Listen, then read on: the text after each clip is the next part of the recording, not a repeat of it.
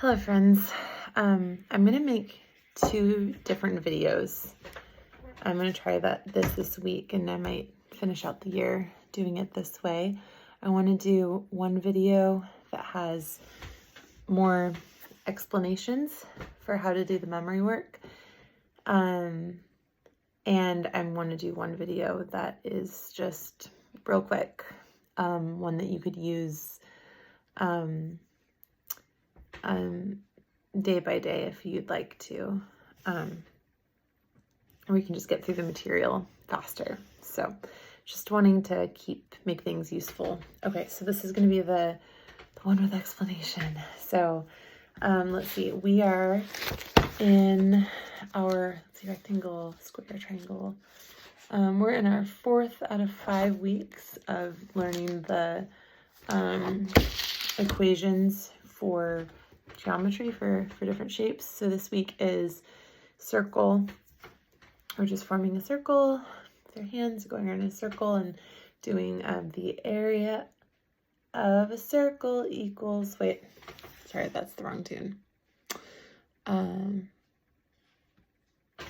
The area of a circle equals pi times the radius squared, but we want to get 3.14 in there. So we're gonna just kind of like whisper 3.14 or say it off to the side, 3.14. So the area of a circle equals pi 3.14 times the radius squared.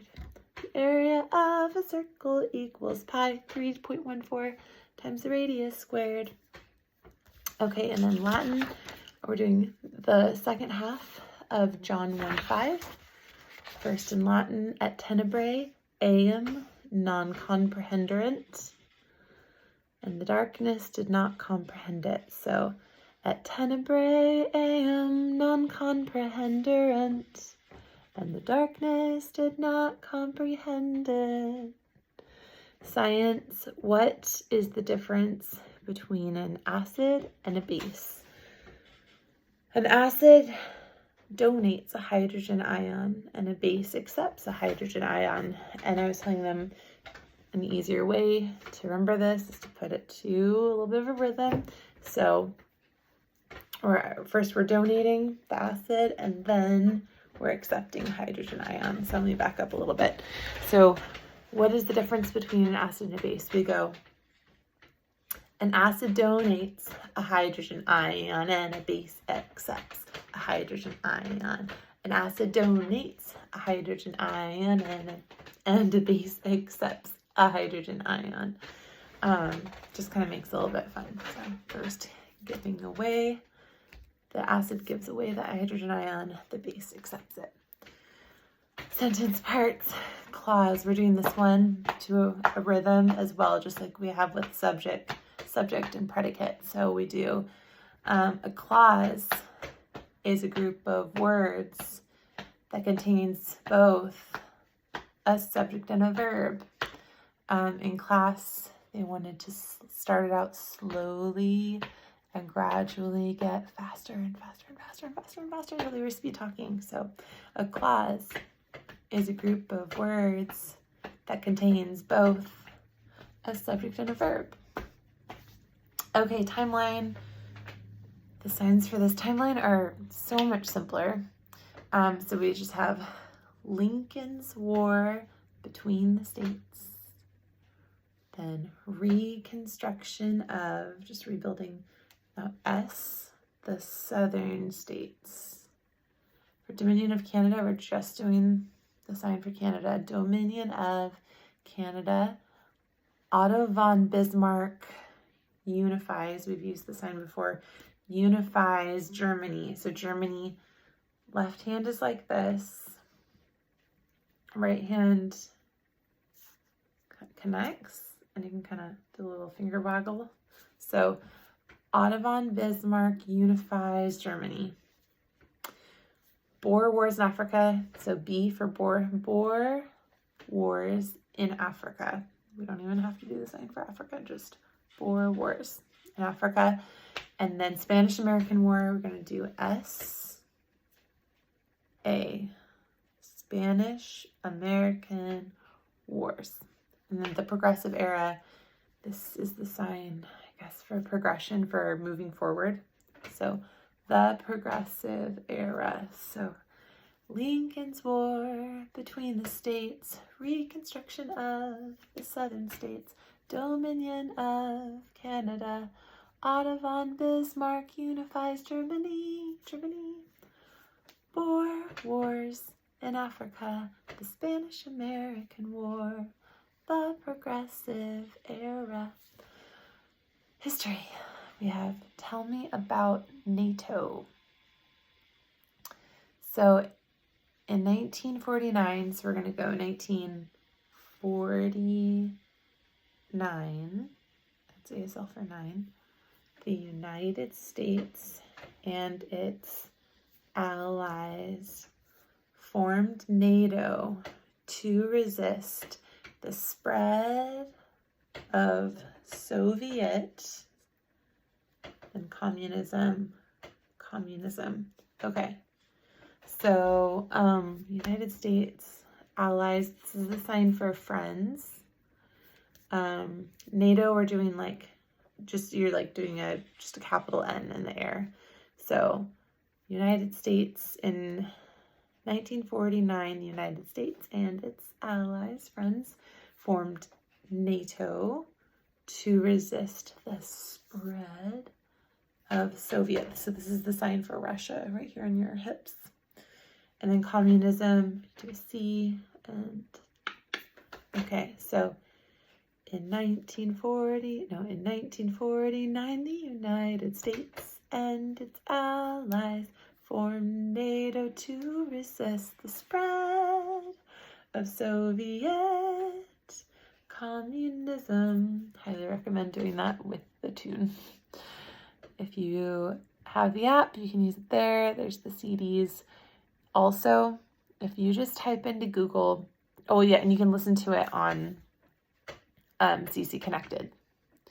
If you go to CC Connected, Learning Center, Foundations, week 19, then you can listen to each subject. So you could listen to the song, the history song there. What I often find is faster is to just go into Google or whatever search engine you use, but Google's definitely going to work. And I would type in CC Cycle 3 Week 19 History. Search. Go to videos. You'll usually see a couple different CC tutors that are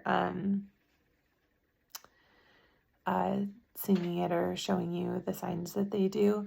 But usually you can also find a video that's just the tune, and sometimes they'll have some pictures that go along with it. So, okay, trails. There are 7 of these. They're complicated on the map. You can find your map in your book. Let's see, what page would you go to? That would be page 246. Because so many of these trails are, they pretty much look tangled together. Looks like hair that's gotten tangled.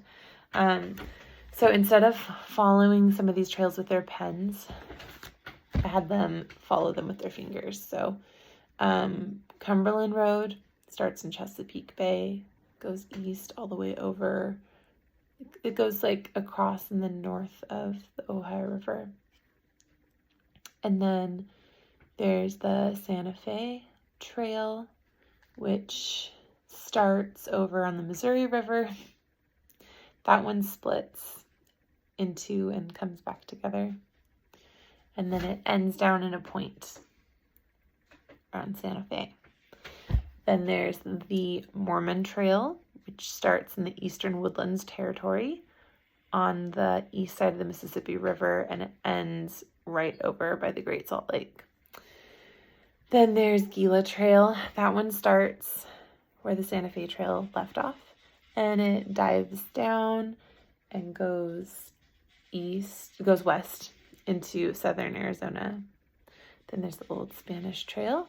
That one also goes from where the Santa Fe Trail left off, but instead of dipping down, it arches up and down over into like LA area. Then there's the California Trail that one gets kind of mixed up in the Rocky Mountains with the Oregon Trail and the Mormon Trail. So I had them start off on the end of it, over close to San Francisco Bay, and to follow it all the way back to the center of the Rocky Mountains. And the Oregon Trail, that one starts right below the Missouri River, kind of above the Ozark Highlands. And that one kind of has like a little swoop. So we could find that one each time by the swoop. It swoops up, follows the Mormon Trail for quite a ways, and then heads up towards Oregon, splits off right at the end. So those ones are very fun and kind of complicated. So good luck with those.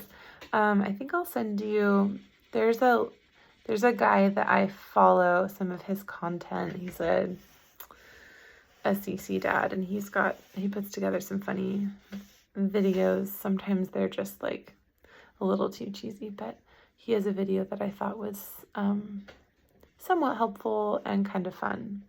So I'll send that one your way just in case you're interested in something that just helps with that content a little bit more. And then for Bible, we have who was Saul of Tarsus. So in class, this is kind of a long and wordy answer. This is a longer one that's a little bit more complicated. So in class today, we worked out kind of how to break this down into 5 parts, and even gave it some motions. So who was Saul of Tarsus? First, I'll just say the 5 parts. Who was Saul of Tarsus? A Jewish leader, later known as Paul, who at first persecuted Christians, but then received Jesus, became a devoted follower of Christ, and wrote most of the New Testament. So here's how we split it up. Who was Saul of Tarsus? A Jewish leader who later became known as Paul. Sorry, let me do that again. A Jewish leader, later known as Paul, who at first persecuted Christians, but then received Jesus, became a devoted follower of Christ, and wrote most of the New Testament. So hopefully that is helpful.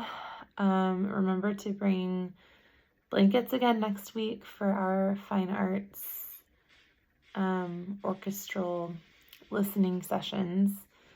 And I don't think there's any other reminders at this point. So, all right, finished with this first video, and the other one should be short, and that's one that you can reference from day to day if you're just trying to remember little things.